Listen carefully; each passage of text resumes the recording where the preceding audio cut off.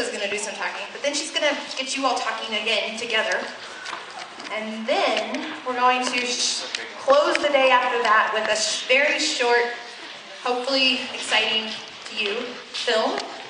And before I forget to tell you, if you haven't yet grabbed a water bottle or a map, if you like maps about rivers, this corner over here has some really cool maps. So make sure you grab one, because otherwise I have to put them in a closet. So, all right, I'm going to quit talking. Thanks, Sarah. Some great conversations going on. It's my honor to introduce our final speaker for today. And she is a graduate of Berkeley in Northern Arizona. She has degrees in anthropology and environmental science. And she does a lot of great things. After speaking with her just for a little while, I learned about efforts that she does in developing countries, giving scholarships to some of those students. She's definitely an advocate for preserving and protecting our wild places, which is really cool.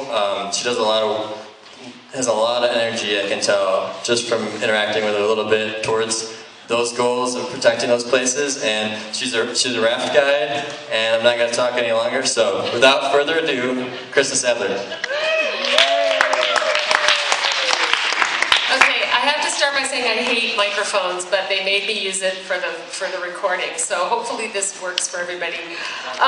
Thank you so much for sticking with the day. I know that these are really long days. I've been to a lot of conferences, and so I hope you guys will stay awake, because when I'm done talking here, I really would like to talk with you guys, rather than just me standing up here and pointing and waving. Because you guys are going to be working with a lot of this kind of stuff, some of these questions that I want to ask. And I also want to thank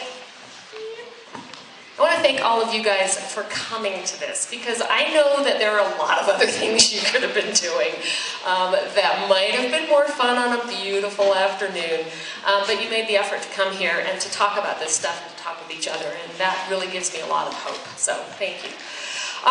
So as Nate mentioned, yes, I am a river guide. I've been a river guide for 35 years now, which I am still really stunned at, because I still think I'm only about 35, but apparently I'm not. So I've been guiding in a lot of different situations for a really long time.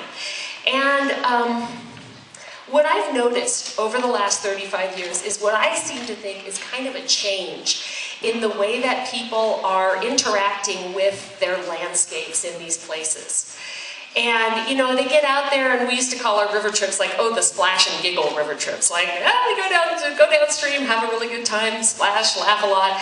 And then they leave the river, and you kind of hope that they got something out of it.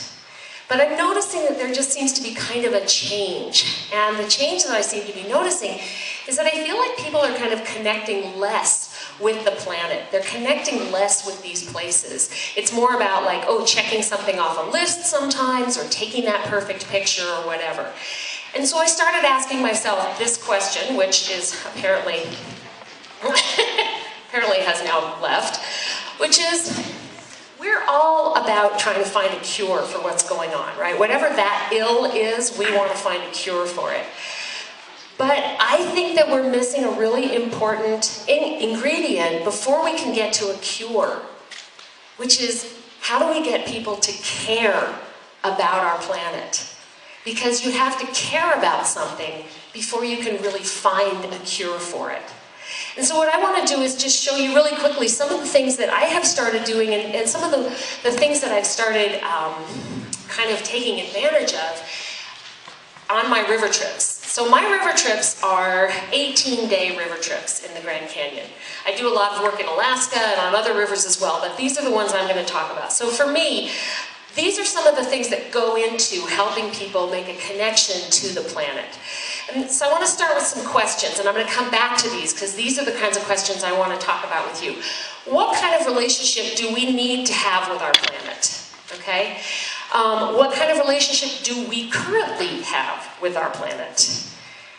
Do we need to change how we see ourselves and our relationship with this planet, with Earth? And if we do, how do we do that? So these are just questions that we're gonna kind of get back to in a second. Okay, so when people go to Grand Canyon, there's a lot of different ways to do it. And most people, the vast majority of them, millions of them, just do this. This is what they do. Most of them are sitting there in a building, in a museum looking out, and then some actually venture out onto the rim. That's it. That's the connection they make. 15 minutes. And 15, 20 minutes, maybe an hour, that's what the vast majority of them do. Some of them choose to take a river trip. And these river trips, these are, a few different kinds of craft. Here's a big motor rig. These people are going to go down through the whole canyon in about 6 days, and then smaller rowing rigs and paddle boats there, and they take a little bit longer. So here are some of the aspects of a river trip that, to me, help people connect. Time.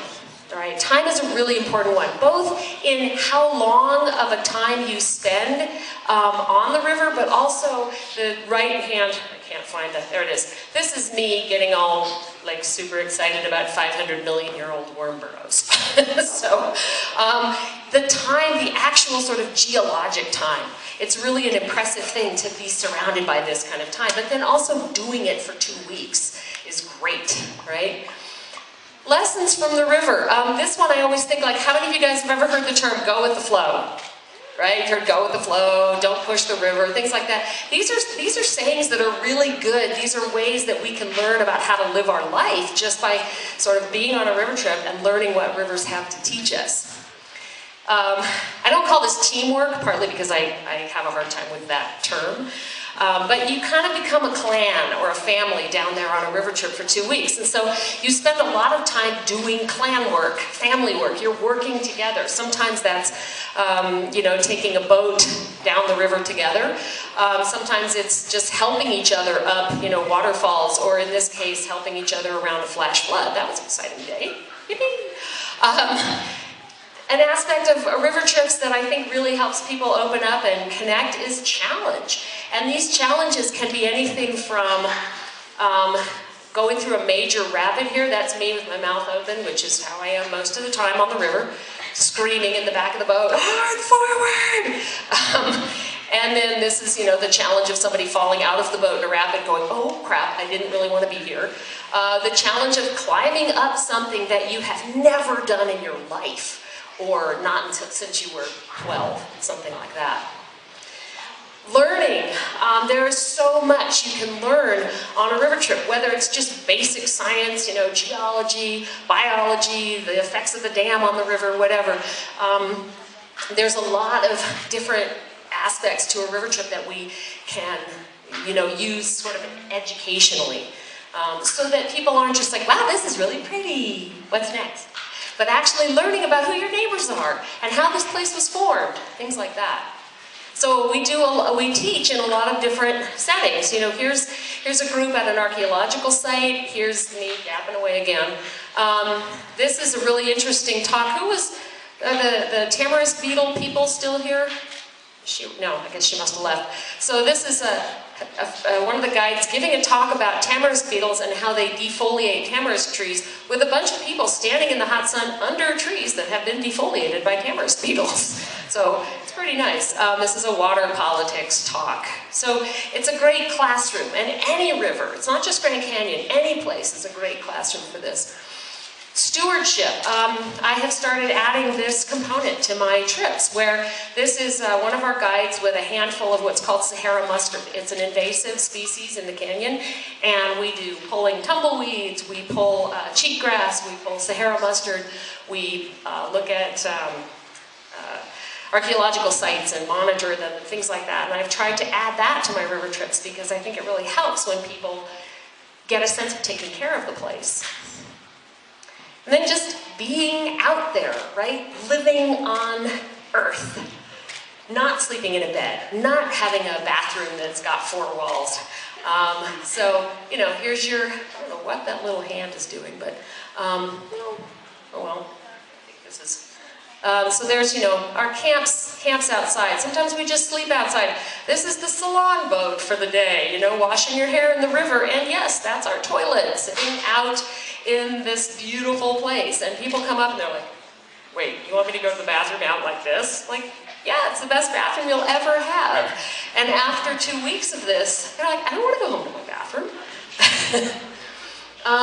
These are some other lessons from living on Earth. You know, learning, again, who your neighbors are. Here's a ringtail cat going after somebody's first aid kit. Little baby sheep. It's really cool. Ravens, you know, you learn who your neighbors are and how to interact with them and how they use the planet as well. These are some other neighbors that we have here. Sometimes the neighbors are less appealing, but it's still good to know about them. And then other aspects of living on Earth, you know, just seeing what the Earth offers, whether it's a regular waterfall that's always there, just a beautiful trickling fall, or this thing which popped up after a huge storm. And we're all like, oh no, we have to actually go right past that on the river. So dealing with what the Earth throws at you. And then play is a huge aspect of our river trips. And I think this is so important for making a connection to the planet because, you know, if we can't laugh and play and have fun, we're going to have this really adversarial relationship. So this is a place where we used to put our life jackets on like diapers and go bouncing down through the river. And it's really fun to watch people who are like, you know, 65-year-old CEOs of these major corporations. They've got their life jacket on like a diaper, you know.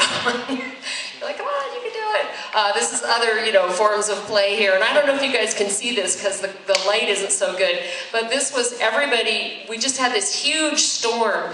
And one of the guides was like, don't worry, there's a rainbow coming soon. And everybody looked around, they're like, hey, we can make a rainbow with our rain jackets. So they made a rainbow. Anyway. And then, you know, the other half of play was just resting. Discovery, taking the time to look around you and discover the place. Whether it's these, you know, big cave like Red Wall Cavern, this is a place where I take people and we literally go and just fondle rocks for an hour. And they are the coolest rocks you've ever seen.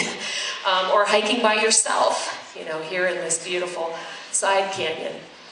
And then I think obviously beauty is a really important aspect of it. Everybody has a different idea of what beauty is, but it's hard to be in some of these places and not see the beauty of it. So these are just beauty shots, just because we have to. So I watched the Mr. Rogers documentary recently, and I loved this quote from Mr. Rogers, from Fred Rogers. Love is at the root of all relationships. Love or the lack of it. And he was talking about human relationships. But I think we could use this for our planet as well. Both love between humans, but also love for the planet. And this is the love between humans. You become this amazing family down there on the river. I made some of my best friends of my life on these trips. But then there's also this is me being really stupid and geeky with rocks. But you develop, you hope people will develop a love for the planet, for this place that we love so much. So, back to these questions. And I want to just ask you guys these questions now and have you talk to me a little bit, but I want to just mention a couple more things. I'm coming down here if you guys are filming. Because it just feels weird to be up there. Should we only love the places that are beautiful? Should we only love the places that our country or some country have set aside and said, this is a national park, therefore it is really important? Should we only love those places? No. Should we only love the places that we can get something from? No. What are ways that we can get things from the land? What are some things we can get from the land? Oil. We can get oil from the land. What else can we get from the land? It's okay, you guys can yell it out. What's that? Food. We can get food from the land. Water. We can definitely get water from the land. Memories. We can get experiences, right? All of this I've just talked about, you know, this is people have just come and gotten this amazing experience. What's that? Oh, asparagus.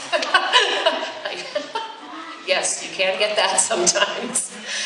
So, what about all the people in the world who don't get a chance to do an 18-day river trip in the Grand Canyon? Or even a 2-day river trip on the Colorado right near Glenwood Springs, or a 1-day river trip. What about them? Should they care about the Grand Canyon if they're never going to go there? Should they care about the Roaring Fork River if they're never going to see it? Okay, so here's my question. You guys have just been studying all of this, you know, the amazing, I've been so impressed with the presentations I've seen, and believe me, I have spent a little bit of the last couple of years at various times curled up in a ball sobbing hysterically about what's happening to some of our planet and our country and my beloved places, and you guys have given me a lot of hope because of what you've done, you know, the research you've done and the conclusions that you've drawn. So my question is, how do we get people to care about places that they may never get anything from? How do we get people to reconnect with the planet just because it's there? There was a fellow writer, Wallace Stegner, many years ago. He wrote this beautiful piece where he said, we need to protect these places even if you never do more than drive to its edge and look in. Or we never once in 10 years visit it. You're not going to get that great photo you wanted that you saw in the magazine. You're not going to get that 18-day river trip. You're not going to get that oil, that gas, that asparagus. So now this is where it just becomes kind of this free-for-all. And I don't know if this is going to be possible to really film, because I really want to put this down and just... Put it down. Okay. Because believe me, all I have to do is use the River voice. Lava Falls paddle boat voice. So, and this is a serious question, and there's no right or wrong answers. But this is something that's been sort of, in a way, tearing at me. I'm watching us lose our connection to the planet unless it's something that, you know, it's my backyard, or it's this that I need, or that I want. I'm not going to fight for it, and I don't have a connection to it. But if this continues, what's the logical conclusion? The logical conclusion is we end up with people in positions of power. We end up with people in judges' positions, or politicians, or town managers who don't understand a connection to the planet. So what I want to know from you guys, and obviously you're not going to be like, okay, I've got the plan, but what do you think? What are some things that we can do, that you can do, and I can do, to help connect people back to this planet, just because it exists, and just because it has a right to exist, whether or not we can get anything from it? Does anybody have any ideas? I think there are things we can do, but... Well, I think like you were saying earlier, sometimes it's hard for people to care about the planet if they've never experienced it. So I think especially people I think everyone in this room has experienced the wonders of at least this area because we live in a spectacular region. But I think that especially people who live in cities and things like that, who are just going day to day and don't really live in a remarkable place, don't really see anything worth saving. They're fine with the concrete jungle or whatever. And I think that getting them out into the wilderness is kind of the only way to get them to connect with it. Okay, I don't know if you guys heard that, but basically the paraphrasing is, and we could turn this back on to pass around, but you know that we need to get people out to these places to see them as often as we can, because if they don't have a connection to it, if they live in a city and they don't really ever see it except as a picture somewhere, there isn't really this, need to protect and understand why protecting it. Is that pretty good? Okay. Here. I think or stand up. Can we just stand? Okay, how's it? Just put it down here, so. Okay, I'm also thinking that if people don't gain anything from it, then if we don't do anything about it, then they'll definitely lose something in the long run. So either they're neutral or they lose something. So it's whichever one you prefer.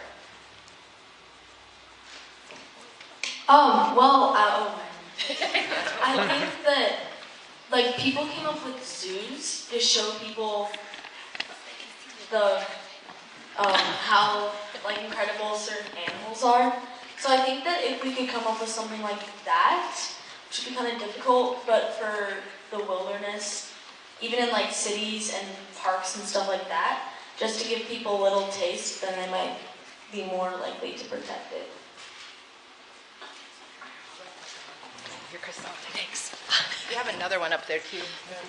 Grab it. So I think like the first step in like to get people to care about our planet is care about people. Because right now, like in our society and like the last decade, there's been a lot of like separation everywhere. So I feel like if we don't care about each other, like we're not gonna care about the planet. You have your hand up. I'll be really quick. So I think another way that's really important is sharing the story of a place and the art of storytelling to help people connect to where they are, to really appreciate the things that we see and remember that it looks the way it does today as we see it, but it hasn't always looked like this. And that it takes that time, like you were saying, for whether it be factors in weather or human to shape that, and that we are all a part of the story that's taking place now. So sharing the story of the past, connecting it to our present.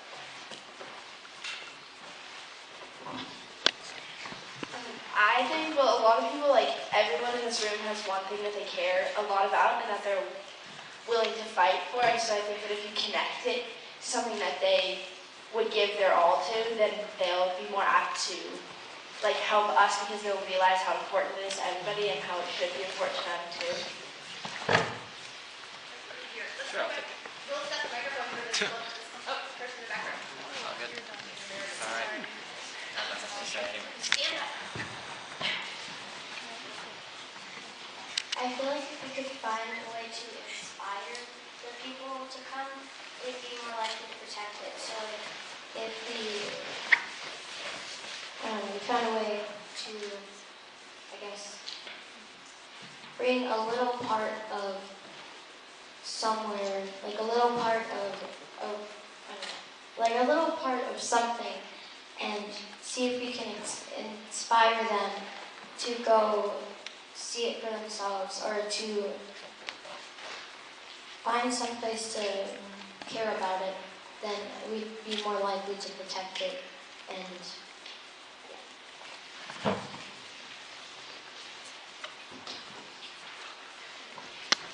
well, like the fire that just happened, it burned like 200 acres or something like that. 2,000 acres. But I think it really opened people's eyes because, I mean, obviously no one wants anything to burn to the ground unless you're an evil person. But, I don't know, I think people need to care more than they already do.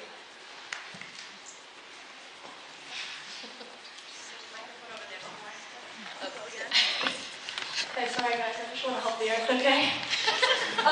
So I think going off of what you just said, I think it's important to show people what will happen if we don't do anything. So if we show them everything that might go wrong and give them examples, then they'll see how awful it'll turn out to be, and they'll be encouraged to take the next step and be like, I don't want that, so let's move forward and work together and think of a way to not let that happen. Jeremy, you've been waiting for a while. All right. Here I am.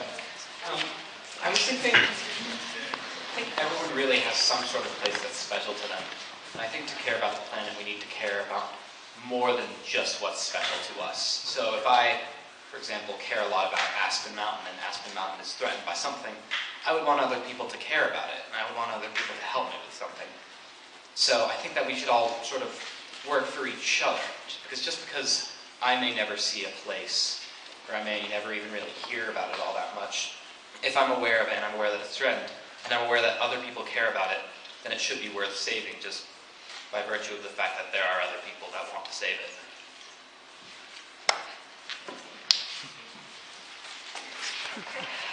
So I think a huge way we can help is just art. People know about places through photography. Actually, I'm sure there's been a lot more conservational work. You don't think about it. Art can bring us close to these places that we're never actually going to see in person, but with photos of them, we can actually make people care. So just more art in pretty much any subject about the wilderness, whether it be film or photography or anything where people can see it, it helps. And I feel like that's another way you could try and get people to care more about the environment. Kind of thing. Time, and that would make people want to protect that kind of area. And so going out and seeing all those things would make you want to kind of help it and help it save it. Time for two more comments. I feel like we really only have to get people to care about one place, because once they have that one place in their mind, whatever they'll do after that will help all the other places too. So reducing recycling or reducing garbage in our valley doesn't just impact our valley, it also impacts other places as well and has positive effects elsewhere. So I think once we can get people to care about one place that really matters to them, then we'll make more conscientious decisions about what they do, and it'll affect all other places too. One more? Okay. We're going to go two really quick ones. You go first. Okay.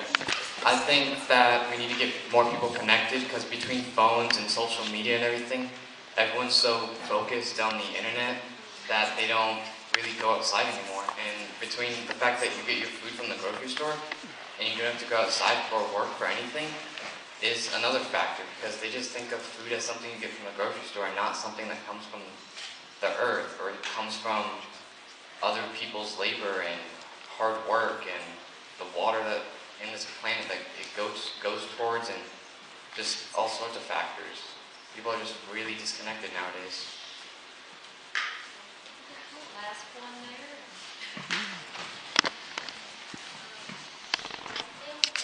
The people who aren't able to go to a place if we connected them or we showed them, if they were able to learn about an animal, if they're able to learn about an animal, if they learned about it, it might help them care about where the animal lives. And if they care about where the animal lives, they also care about the ecosystem and what it eats and stuff. Thank you so much, you guys. These are really wonderful responses. And honestly, I don't know. It's not like I was asking these questions okay, I've got these ideas in the back of my head, maybe I better say them. I don't know exactly how to do this. And I think the point is that there are 1,000,001 ways to try and get people to care about our planet.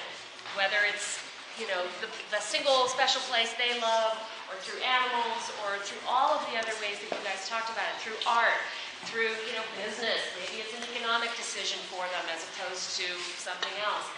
Through science, through all of these different ways. And I think that's what's really exciting to me about seeing all of you guys, because you're going to end up doing a bunch of different things, right? There's 60 people in this room, there's going to be 60 different careers that you have. And every one of those careers could have some way of affecting people to care, to connect with each other, and to connect with the planet. And I'll just leave you with one of those great sayings that some Buddhist somewhere said. And it kind of is a two-sided coin.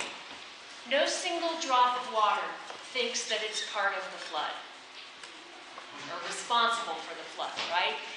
So you can look at that in a negative way. Well, it's not my fault, right? Come on, I didn't do this. I didn't cause whatever it is.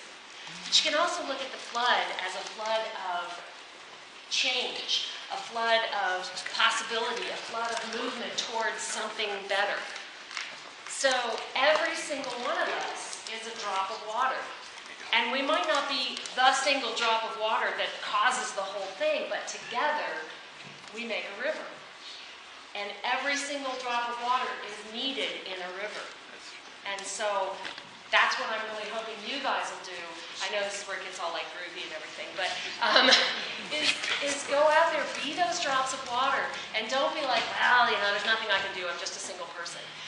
Somehow, some way, you're going to be able to connect with someone and help make that change and make that, you know, movement towards the possibilities for the future. So thank you so much for your ideas, for your thoughts, for your effort.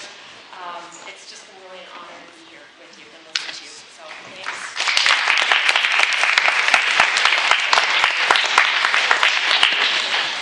Awesome.